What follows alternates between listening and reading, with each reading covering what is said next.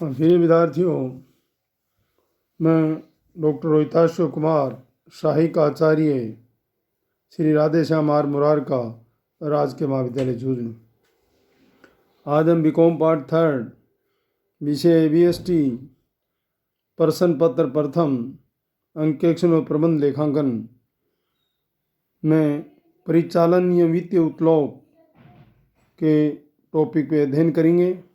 इससे पूर्व हमने पूंजी संरचना के सिद्धांत को विस्तार से पढ़ा और उसके महत्वपूर्ण बिंदु को ध्यान में रखते हुए परीक्षा संबंधी तैयारी के लिए उसको तैयार किया। आज हम ऑपरेटिंग एंड फाइनेंशियल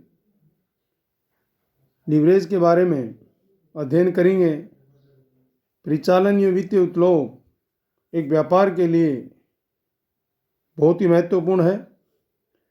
जैसे हम ये कह सकते हैं कि एक व्यवसायिक संस्था की पूंजी संरचना के अंतर्गत विभिन्न प्रकार की प्रतिभूतियाँ जैसे समता अंश, अधिमान अंश, ऋण पत्र आदि जो होते हैं, इक्विटी शेयर, प्रेफरेंस शेयर और डिवेंचर्स को अनुकूलता अनुपात में निर्मित किया जाता है।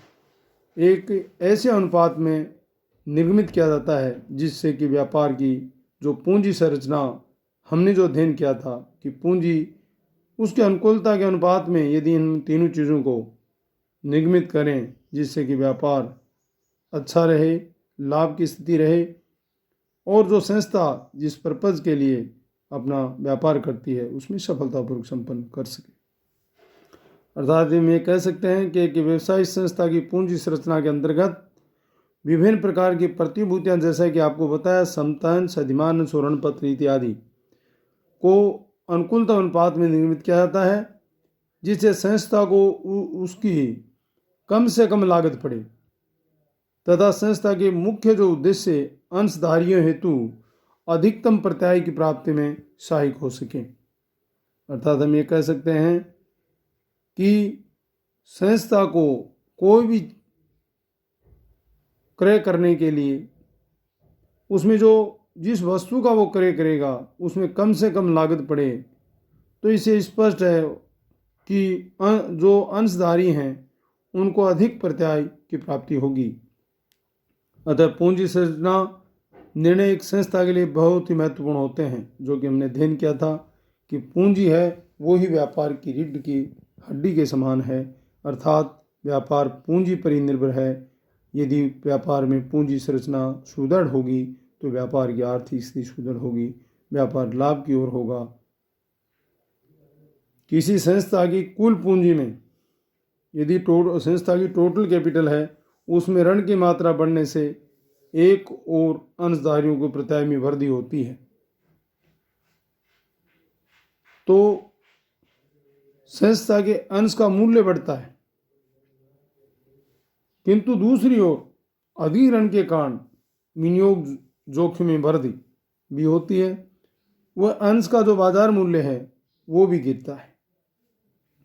ऐसी स्थिति में हम ये कहें कि व्यापार में कुल पूंजी में ऐसी संतुलन व्यवस्था हो कि ऋण की मात्रा भी बढ़े और अंशधारियों की जो प्रत्याय की वृद्धि है वो भी हो, लेकिन संस्था का जो अंश मूल्य है वो कम से कम गिरे।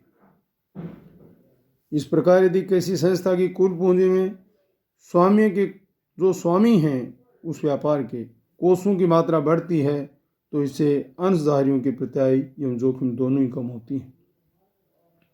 किसी संस्था की पूंजी संरचना में ऋण क्षमता वितरण के निर्धारण एवं इसके अंशधारियों की प्रत्याय पर जोखिम पर पड़ने वाले प्रभावों का अध्ययन यदि हम करें और वो अध्ययन की सबसे उत्तम है उत्तोलन द्वारा या लीवरेज की अवधारणा को प्रयुक्त करता है, उसका हमें अध्ययन करें जो हम आज करेंगे। पूंजी संरचना निर्माण में परिचालन उत्तोलन एवं वित्तीय उत्तोलन तथा इन दोनों के मध्य संबंध अत्यधिक महत्वपूर्ण भूमिका अदा करते हैं। अतः हम दो प्रकार के जो उत्तोलन हैं, जो परिचालन उत्तोलन एवं वित्तीय उत्तोलन, ऑपरेटिंग एंड फाइनेंशियल, इनका अध्ययन करेंगे। उत्तोलन संस्था के लाभ अर्जन क्षमता ये वित्तीय सुदृढ़ता को प्रभावित करता है। सबसे पहले हम उत्तोलन का अर्थ, मीनिंग ऑफ लीवरेज, क्या अर्थ है? यांत्रिकी विज्ञान में उत्तलोक से अभिप्राय ऐसी तकनीक के प्रयोग से लिया जाता है जिससे अधिक भार को कम शक्ति के प्रयोग से उठाया जा सके, कम मेहनत से अधिक भार को उठा ले। और इस आशय हेतु एक व्यापार पर किसी उत्तलोक का प्रयोग किया जाता है। और वित्तीय प्रबंधन में यह आधार स्थायी लागतों का होता है, जो फिक्स कॉस्ट है उसका होता है, तथा उत्तलोक विभिन्न प्रकार की पूंजी का मिश्रण होता है। अनेक प्रकार की जो पूंजी है, कैपिटल है, उसका मिश्रण है। अर्थात एक संस्था की वित्त पूर्ति हेतु पूंजी लागत या प्रत्याय के दृष्टिकोण से दो प्रकार की पूंजी का प्रयोग कर सकती हैं। और ऐसी पूंजी जिस पर प्रत्याय की दर स्थिर होती है, फिक्स होती है, तथा ऐसी पूंजी जिस पर प्रत्याय की दर परिवर्तनशील होती है, वेरिएबल होती है। स्थायी प्रत्याय दर वाली पूंजी में ऋणपत्र, दीर्घकालीन ऋण एवं पूर्वाधिकार अंशों को सम्मिलित किया जाता है। प्रत्याय जो स्थायी प्रत्याय दर वाली पूंजी जो हमने है उसमें डिवेंचर्स को सम्मिलित करते हैं, प्रेफरेंशियल शेयर को करते हैं, जबकि परिवर्तनशील प्रत्याय दर वाली पूंजी में साधारण अंश पूंजी, इक्विटी शेयर जो हैं एवं प्रतिधारित अर्जनों में सम्मिलित किया जाता है। यदि हम गुथमैन एवं दुगलक के शब्दों में इसकी परिभाषा करें तो उत्तलोक से अभिप्राय कोषों के प्रयोग के बदले स्थायी लागत तथा स्थायी प्रत्याय का भुगतान करना है।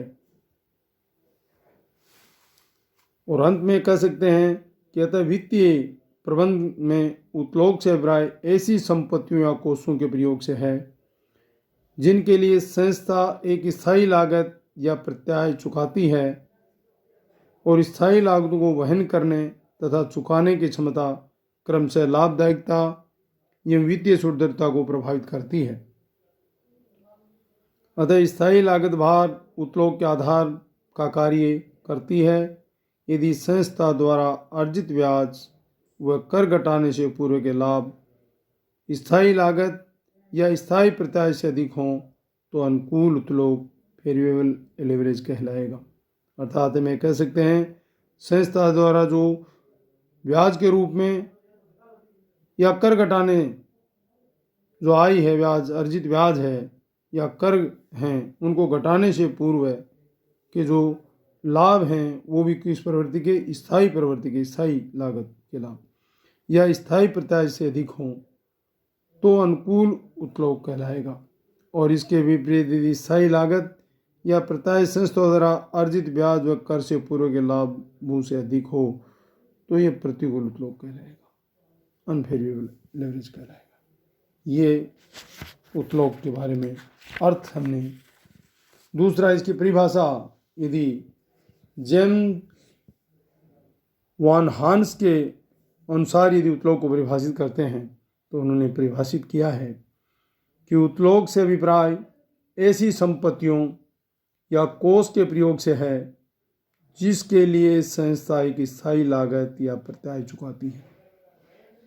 अतः स्थायी लागत या प्रत्याय को उत्तलोक का आधार कहा जा सकता है। सामान्य शब्दों में हम कह सकते हैं कि ऐसी संपत्तियां और कोष का प्रयोग जिससे संस्था के स्थायी लागत या प्रत्याय चुकाती है तो उसे हम उत्तलोक कह सकते हैं। इस प्रकार उत्तलोक स्थायी लागत वाले कोषों के स्रोतों के प्रयोग के परिणाम स्वरूप होता है तथा किसी संस्था द्वारा इन स्थायी लागत वाले कोषों के स्रोतों के प्रयोग करने पर ही होता है, अन्यथा नहीं। उत्तलोक को यदि हम दूसरे शब्दों में विक्रय मात्रा में परिवर्तन से लाभ से संबंधी परिवर्तन के रूप में भी परिभाषित किया जा सकता है। विक्रय मात्रा में परिवर्तन से लाभ से संबंधी परिवर्तन होता है, उस रूप को भी हम उत्तलोक की संज्ञा दे सकते हैं। और इस दृष्टिकोण से उत्तलोक विक्रय मात्रा में परिवर्तन के प्रभावों का परिणाम निर्धारण करने में सहायक होता है और इसे विक्रय मात्रा में परिवर्तन की तुलना में लाभों में अनुपातिक रूप से अधिक वृद्धि या कमी उत्पन्न होती है। और इन परिभाषाओं के आधार के बाद हम इनसे उतलोक की विशेषता तत्व का जानकारी प्राप्त होती है। उतलोक की विशेषताएं तत्व कौन कौन से हैं? सबसे पहला, उतलोक विक्रय में होने वाले परिवर्तनों के फलस्वरूप लाभ में होने वाले परिवर्तनों को प्रदर्शित करता है। जैसा कि परिभाषा में जेम्स वान हांस ने बताया कि विक्रय में जो परिवर्तन होता है उसके परिणाम स्वरूप जो लाभों में परिवर्तन होता है उनको जो प्रदर्शित करते हैं वो उतलोक के माध्यम से करते हैं, लीवरेज के माध्यम से करते हैं। दूसरा, जितना अधिक उतोलक होगा लाभ भी उतने ही अधिक होंगे, और जितना कम उतोलक की स्थिति में तो लाभ भी कम ही होंगे। और तीसरा तत्व है, विशेषता है, उतलोक बिक्री की मात्रा और परिचालन लाभों के मध्य संबंध स्थापित करता है कि बिक्री की मात्रा और परिचालन लाभ जो हैं उनके मध्य रिलेशन स्थापित करता है, संबंध स्थापित करता है। चौथा जो तत्व विशेषता है वो उतलोक जो उतोलक हैं का विश्लेषण हेतु एक यंत्र या औजार है। लीवरेज की जानकारी या जांच के या इसकी क्या व्यापार के लिए उपयोगिता है, इसको जांचने के लिए एक यंत्र या औजार के रूप में है। उतलोक परिचालन लागतों को नियंत्रित करने के संबंध में या उसके प्रबंध में सहायता करता है।